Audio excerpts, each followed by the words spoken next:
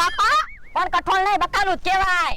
કઠોળ ને કઠોળ કહેવાય અને બકાલા ને બકાલું કહેવાય. પણ બકાલાનું શાક બને અને કઠોળનું શાક બને. ઈ હાસુ હો.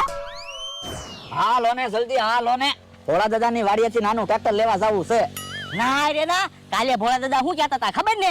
નાનું ટ્રેક્ટર લેવા આવે એટલે સમજવાનું ઈ તે મોટું ટ્રેક્ટર લઈ ગયેલા છે તો ઢીબી ન નાખે. તો પણ નાનું ટ્રેક્ટર બનાવવામાં આપણે કેટલો તો ખર્ચો કર્યો. 1000 રૂપિયાની ખુરશી લાવ્યા, 200 રૂપિયાના 4 ટાયર લાવ્યા, 100 રૂપિયાનો કલર કર્યો. એ બધી કઈ ખોટ થોડી ખવાય. તો એક કામ કરવી, ટ્રેક્ટરના બદલામાં પૈસા લઈ આવી. પૈસા ઈ થોડા આપે. છેતરીને પૈસા લઈ આવી. પણ એમ તો કેમ છેતરવા? મને એક વિચાર આવ્યો. હું? તમારી પાસે સાયકલ તો છે જ તે ને?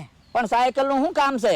એ તમારે સાયકલ ટ્રેક્ટર આરે ભટકાડવાની અને ખોટું ખોટું બેભાન થઈ જવાનું એટલે ભોળા દાદા પૈસા આપશે જ તે. એમ થાય તો હાલો. મારા માણાને કઠોળ લેવા નો મોકલ્યો હોત તો સારું હતું. કાંઈ બીજી વસ્તુ